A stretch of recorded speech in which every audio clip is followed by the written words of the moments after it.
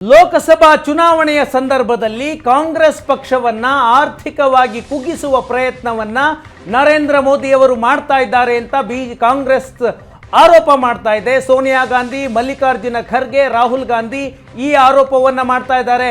ಲೋಕಸಭಾ ಚುನಾವಣೆ ಘೋಷಣೆಯಾಗಿದೆ, ಆದರೆ ಚುನಾವಣೆಗೆ ಹಣ ಖರ್ಚು ಮಾಡೋದಕ್ಕೆ, ನಮ್ಮ ಬ್ಯಾಂಕ್ ಖಾತೆಯಲ್ಲಿರುವ ಹಣವನ್ನು ಬಳಸೋದಕ್ಕೆ ಮೋದಿ ಸರ್ಕಾರ ಬಿಡ್ತಾ ಇಲ್ಲ, ನಮ್ಮ ಅಕೌಂಟ್ಗಳನ್ನು ಫ್ರೀಸ್ ಮಾಡಲಾಗಿದೆ ಅನ್ನುವಂಥದ್ದು ಕಾಂಗ್ರೆಸ್ನ ಆರೋಪ.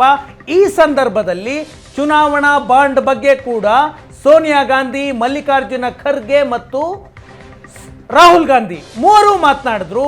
ಚುನಾವಣಾ ಬಾಂಡ್ನಿಂದ ಬಿಜೆಪಿ ಅತಿ ಹೆಚ್ಚು ಹಣವನ್ನು ಸಂಗ್ರಹ ಮಾಡಿದೆ ಅಂತ ಆರೋಪವನ್ನ ಮಾಡಿದ್ರು.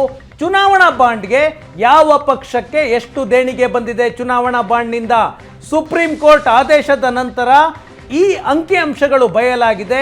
ದೇಣಿಗೆ ವಿವರವನ್ನು ಚುನಾವಣಾ ಆಯೋಗ ತನ್ನ ವೆಬ್ಸೈಟ್ನಲ್ಲಿ ಬಹಿರಂಗ ಮಾಡಿದೆ. ಆ ಅಂಕಿಅಂಶಗಳನ್ನು ಸುವರ್ಣ ನ್ಯೂಸ್ನ ಸ್ಕ್ರೀನ್ ಮೇಲೆ ಈಗ ನೋಡ್ತಾ ಇದ್ದೀರಾ.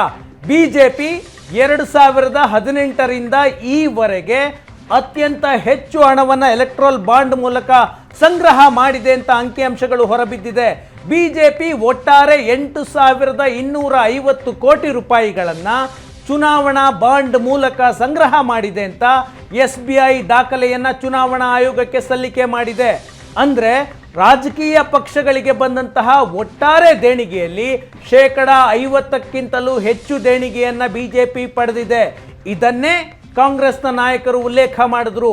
ಇನ್ನು ಕಾಂಗ್ರೆಸ್ 1,950 ಕೋಟಿಯನ್ನು ಚುನಾವಣಾ ಬಾಂಡ್ ಮೂಲಕ ಕಳೆದ 5-6 ವರ್ಷಗಳಲ್ಲಿ ಸಂಗ್ರಹ ಮಾಡಿದೆ. 1,950 ಕೋಟಿ ಒಟ್ಟಾರೆ ದೇಣಿಗೆಯಲ್ಲಿ ಈ ಪ್ರಮಾಣ 11.8ರಷ್ಟು ಮಾತ್ರ. ಬಿಜೆಪಿ 50ರಷ್ಟು ದೇಣಿಗೆಯನ್ನು ಸಂಗ್ರಹ ಮಾಡಿದರೆ ಕಾಂಗ್ರೆಸ್ 11.8 ಎರಡನೇ ಸ್ಥಾನದಲ್ಲಿದೆ. TMC ಮೂರನೇ ಸ್ಥಾನ. ಪಶ್ಚಿಮ ಬಂಗಾಳದಲ್ಲಿ ಮಾತ್ರ ಅಧಿಕಾರದಲ್ಲಿರುವಂತಹ TMC 1,716 ಕೋಟಿಯನ್ನು ಎಲೆಕ್ಟ್ರೋರಲ್ ಬಾಂಡ್ ಮೂಲಕ ಸಂಗ್ರಹ ಮಾಡಿದೆ. ಒಟ್ಟಾರೆ ದೇಣಿಗೆಯಲ್ಲಿ 10.4% ಇದೆ. 4ನೇ ಸ್ಥಾನದಲ್ಲಿ ಇತ್ತೀಚಿನವರೆಗೂ ತೆಲಂಗಾಣದಲ್ಲಿ ಅಧಿಕಾರದಲ್ಲಿದ್ದಂತಹ BRS 1,408 ಕೋಟಿ ರೂಪಾಯಿಗಳನ್ನು ಸಂಗ್ರಹ ಮಾಡಿದೆ. 5ನೇ ಸ್ಥಾನದಲ್ಲಿ BJD, 6ನೇ ಸ್ಥಾನದಲ್ಲಿ DMK ಮತ್ತು 7ನೇ ಸ್ಥಾನದಲ್ಲಿ YSRC ಕಾಂಗ್ರೆಸ್ ಇದೆ. ಈ ಅಂಕಿಅಂಶಗಳ ಪ್ರಕಾರ 2018ರಿಂದ ಈವರೆಗೆ, ಅಂದರೆ ಸುಪ್ರೀಂ ಕೋರ್ಟ್ ಆದೇಶ ಬರುವವರೆಗೆ 8,250 ಕೋಟಿಯನ್ನು ಬಿಜೆಪಿ ಸಂಗ್ರಹ ಮಾಡಿದೆ. ಕಾಂಗ್ರೆಸ್ 2ನೇ ಸ್ಥಾನದಲ್ಲಿದೆ.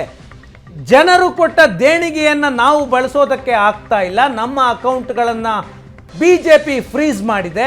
ಆದರೆ ಬಿಜೆಪಿ ಮಾತ್ರ ಚುನಾವಣಾ ಬಾಂಡ್ನಿಂದ ಸಂಗ್ರಹಿಸಿರುವಂತಹ 8,000 ಕೋಟಿಗೂ ಹೆಚ್ಚು ಹಣವನ್ನು ಎಲೆಕ್ಷನ್ಗೆ ಬಳಸಲಾಗ್ತಾ ಇದೆ ಅಂತ ಕಾಂಗ್ರೆಸ್ನ ನಾಯಕರು ಆರೋಪ ಮಾಡಿದ್ದಾರೆ.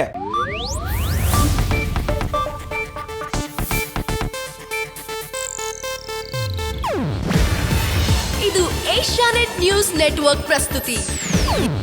ನೀವು ನೋಡ್ತಿದ್ದೀರಾ ಏಷ್ಯಾನೆಟ್ ಸುವರ್ಣ ನ್ಯೂಸ್.